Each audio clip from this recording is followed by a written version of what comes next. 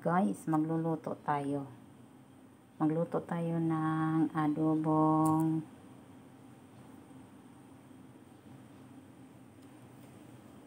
atay ng manok. Ayan ang ating mga sahog. Meron tayong ginger, garlic, onion, laurel or bay leaf. Meron tayong boiled egg. Tsaka paminta. Maggisa na tayo.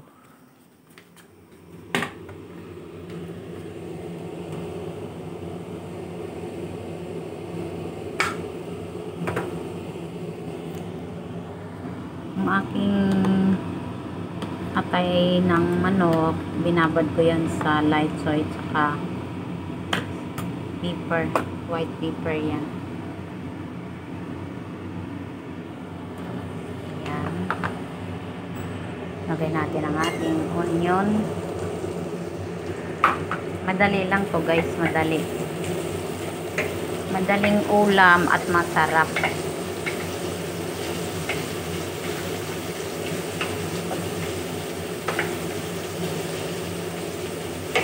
Madaming onion.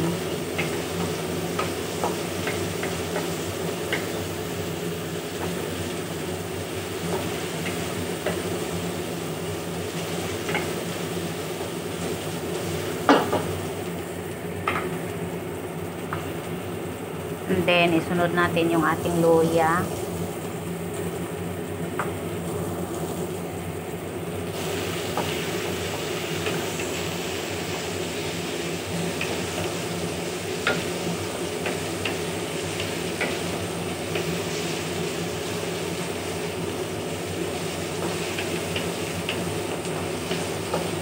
Naaamoy na natin ang luya at saka onion sa ang bango.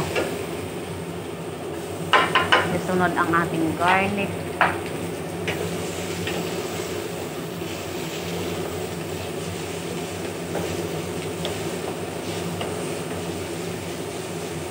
Maglagay ng durog na paminta.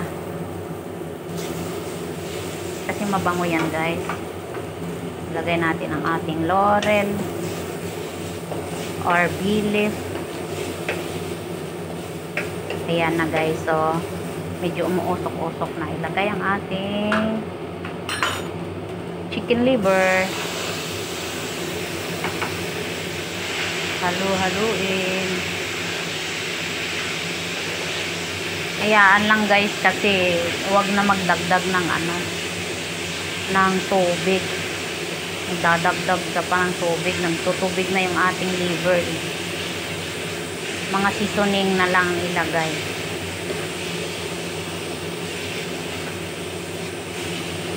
Hinaan lang natin yung apoy.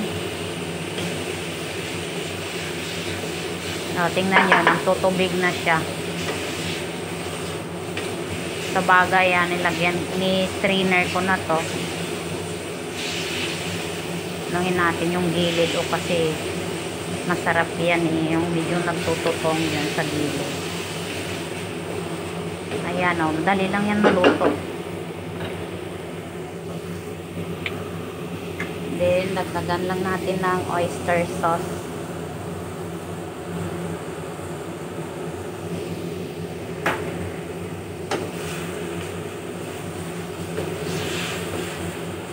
Gusto nyo ng medyo maanghang, kayo na maglagay ng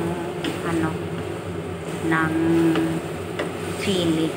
Pero sa akin, yung anghang ko ay yung paminta lang. Kasi yung kasama ko hindi makakakain ng medyo maanghang. Ayan na guys, tingnan nyo. Nagtutubig lang siya na siya lang. Tsaka luto na yan eh. Kasi lumiit na yung ating liver.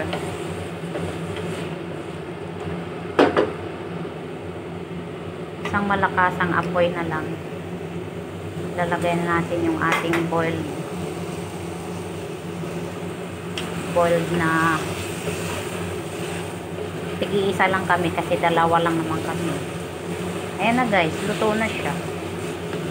Yan lang. Mabilisang luto lang. Oh.